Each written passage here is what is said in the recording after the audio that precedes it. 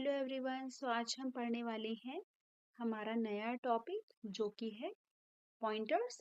Pointers को समझने के लिए आपको पहले मेमोरी का थोड़ा सा नॉलेज होना चाहिए कि जब भी हम सी में कोई वेरिएबल डिक्लेयर करते हैं तो मेमोरी में कैसे स्टोर होता है। तो जनरली जो हमारी मेमोरी होती है वो किससे मिलके बनी हुई होती है? बाइट्स से मिलके बनी हुई होती है। और ये बाइट्स हमेशा क्या होते हैं? सीक्वेंशियल ऑर्डर में होते हैं, कॉन्जिक्यूटिव ऑर्डर में। ठीक है, एक के बाद एक होते हैं। तो सपोज अगर मैंने लिखा कहीं पे इंट ए, ठीक है, इंट ए मतलब कि जो ए मेरा वेरिएबल है इसको मेमोरी में स्टोर होने के लिए कितनी जगह चाहिए होंगी? इंट का साइज कितना होता है? 4 बाइट। इसको कितने बाइट रिक्वायर होंगे? 4 बाइट्स। ठीक है, तो मेमोरी में हमारे क्या होंगे? 4 ब्लॉक। और इसका एड्रेस सपोज है 1000, इसका है 1001, 1002, 1003। ये 4 ब्लॉक किसके लिए रिजर्व हो जाएंगे? इस इंट ए के लिए। डबल होगा तो 8 बाइट एलोकेट हो जाएंगे। इंट है तो 4 बाइट्स एलोकेट हुआ है। इस तरह से एलोकेशन की जाती है। अब यहाँ पे अगर हम बोलें कि ए का एड्रेस क्या है, ए मेमोरी में कहाँ पे स्टोर है, तो जो ये हमारा स्टार्टिंग का जो एड्रेस होता है जो कि यहाँ पे 1000 है, तो 1000 को ही हम क्या बोलेंगे? This is the address of A, right. अब एड्रेस को रिप्रेजेंट करने के लिए हमारे पास क्या होता है? एड्रेस ऑपरेटर, जिसको हम किससे डिनोट करते हैं? एंड से। ठीक है, तो सपोज यहाँ पे मुझे ए का एड्रेस प्रिंट कराना है, तो सबसे पहले हम हेडर फाइल ले लेंगे, उसके बाद हमारा मेन फंक्शन आएगा। उसके बाद सपोज हमारे पास है कोई वेरिएबल ए। अब इसी का मुझे एड्रेस प्रिंट कराना है तो मैं लिख दूंगी printf address of A is percentile D भी लिख सकते हैं, बट यहाँ पे परसेंटाइल पी जनरली एड्रेसेस को प्रिंट कराने के लिए होता है। अब मुझे एड्रेस प्रिंट कराना है तो उसके लिए एड्रेस ऑपरेटर का यूज करना पड़ेगा, एंड ए। तो इसको हम क्या पढ़ेंगे? एड्रेस ऑफ ए। इसको क्लोज, सेव करेंगे, कंपाइलर रन करते हैं अगर, तो सी ये इसका एड्रेस आया है। तो हमेशा एड्रेस के लिए हमें एंड ऑपरेटर का यूज करना पड़ता है जिसे एड्रेस ऑपरेटर कहा जाता है सी में, राइट। तो यहाँ पे अब हम देखते हैं कि अगर हम ए को कोई वैल्यू अगर हम देते हैं तो वो कैसे स्टोर होगी। तो सपोज हमने लिखा int a is equal to 10।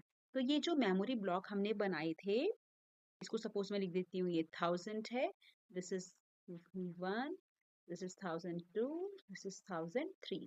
तो यहाँ पे ये 10 कैसे स्टोर होगा? तो सबसे पहले इस 10 को हमें क्या करना होता है? बाइनरी में कन्वर्ट करना होता है।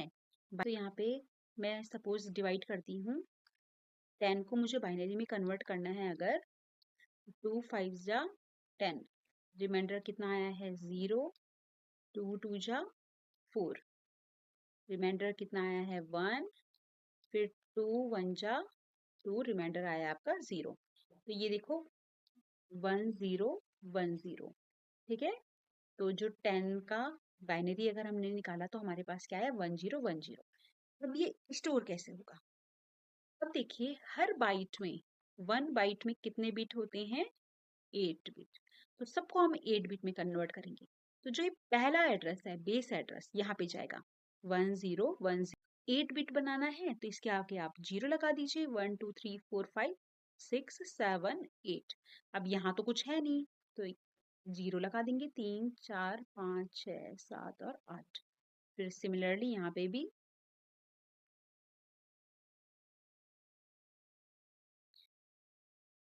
इस तरह से क्या होता है? नंबर स्टोर होता है मेमोरी में। तो नंबर हमेशा जब भी डिक्लेयर किया जाता है तो उसके अकॉर्डिंग क्या होता है? मेमोरी में उतने बाइट्स एलोकेट हो जाते हैं जो कि कॉन्जिक्यूटिव मेमोरी लोकेशन में रहेगा। और जब आप कोई वैल्यू आप किस वेरिएबल में डाल देते हैं तो वैल्यू बाइनरी में कन्वर्ट होकर इस तरह से स्टोर होगी। और जब तक वैल्यू नहीं थी ना, जब तक हमारा क्या था? सिर्फ इंट ए था, तो तब तक इसमें क्या रहेगी? इन ब्लॉक्स में सारी क्या रहेगी? गार्बेज वैल्यू रहेगी। ठीक है, एड्रेस ऑफ ए यहाँ पे कितना है? ये 1000। ठीक है, जो स्टार्टिंग का एड्रेस होता है बेस एड्रेस, वही हम लेते हैं, सिर्फ ये पीछे के नहीं लेते, स्टार्टिंग का ही हमेशा लिया जाता है। तो यहाँ पे एड्रेस ऑफ ए कितना है हमारा? 1000। ठीक है। तो यहीं से कॉन्सेप्ट आता है किसका, पॉइंटर्स का। तो पॉइंटर क्या होता है, हमेशा एक ऐसा वेरिएबल जो मेमोरी एड्रेस को स्टोर करता है। तो सपोज ये हमारे पास ब्लॉक है, ये ए है, ये ए को असाइन हुए हैं बाइट्स, जिसमें हमने क्या लिखा था कि ये 1000 है, ये 1001, ये 1002 और ये 1003, इस तरह से हमने लिखा था। और ये हमने माना था कि ए के अंदर क्या वैल्यू है, 10। ठीक है। अब ए का एड्रेस हम किसको बोल रहे हैं, 1000 को। ठीक है।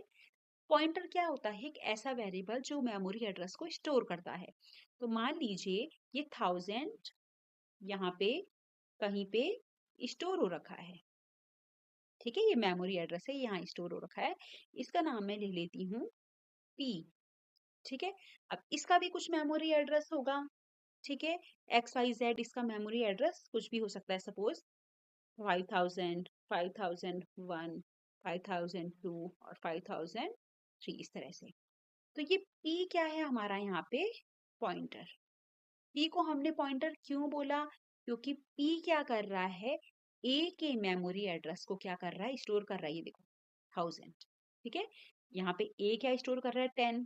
तो 10 तो क्या इसकी वैल्यू है, बट A का जो एड्रेस है उसको कौन स्टोर कर रहा है, P। तो P क्या कहा जाएगा, हमारा पॉइंटर। अब A इंट था, तो ये जो पॉइंटर है वो भी कैसा होगा, इंटीजर टाइप का ही रहेगा।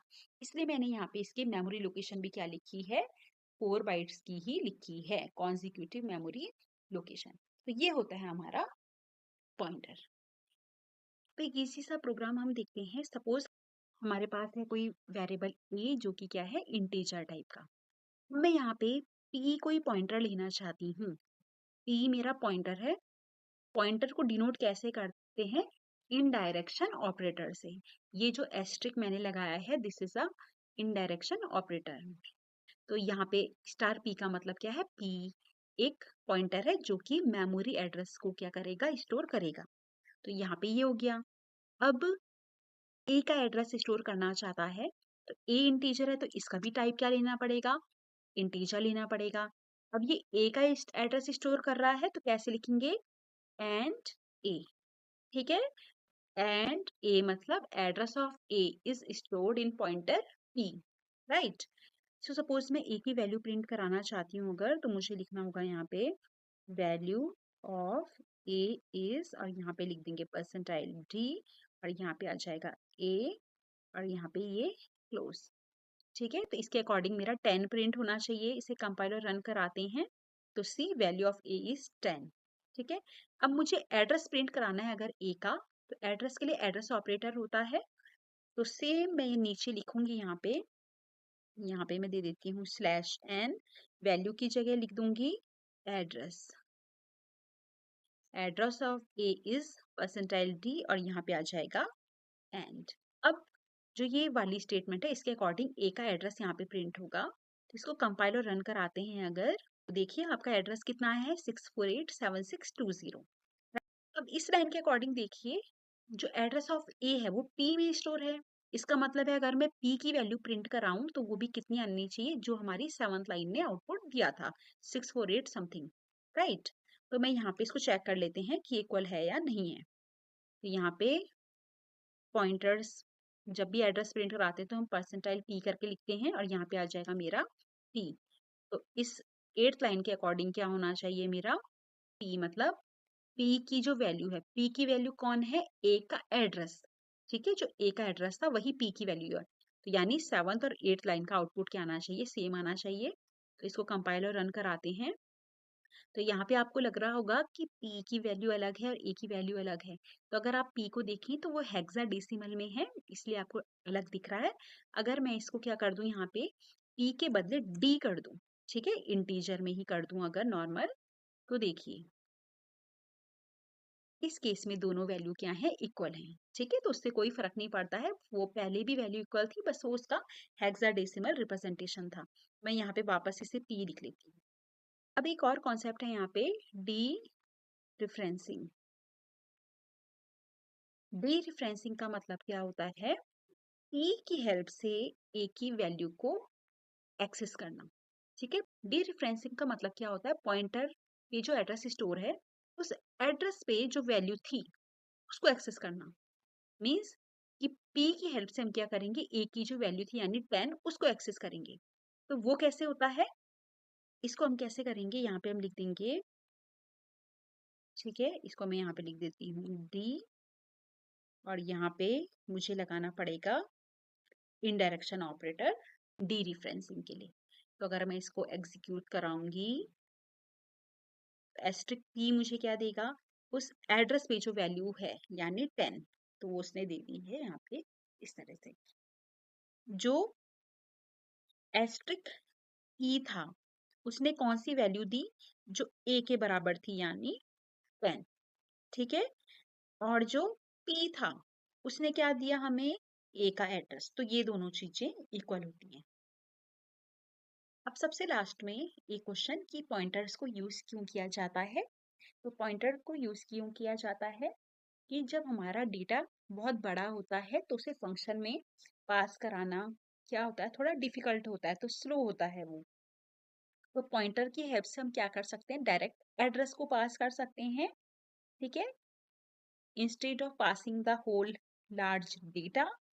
तो ये एफिशिएंसी बढ़ाता है कि आपको इतना बड़ा डेटा पास नहीं करना पड़ेगा, सीधा उसका एड्रेस पास करो तो फंक्शन क्या कर सकता है, एड्रेस के थ्रू उस वैल्यू को क्या कर सकता है, यूज कर सकता है। जैसे कि हमने लास्ट वाले प्रोग्राम्स में पढ़ा था, एरे एलिमेंट को एक्सेस करना यूजिंग एड्रेस। दूसरा क्या होता है कि डायरेक्ट मेमोरी एक्सेस, एड्रेस से आप क्या कर सकते हैं, डायरेक्ट मेमोरी पे काम कर रहे हैं, तो डायरेक्ट मेमोरी एक्सेस जहाँ पे भी चाहिए होता है वहां पे पॉइंटर्स का यूज किया जाता है। तो पॉइंटर्स आप सिंपली क्या बोल सकते हैं कि मान लीजिए आप क्लास में हैं तो हर बच्चे का नाम टीचर को याद नहीं रहता है, तो क्या करता है टीचर, रोल नंबर्स के अकॉर्डिंग बच्चों को कॉल करता है।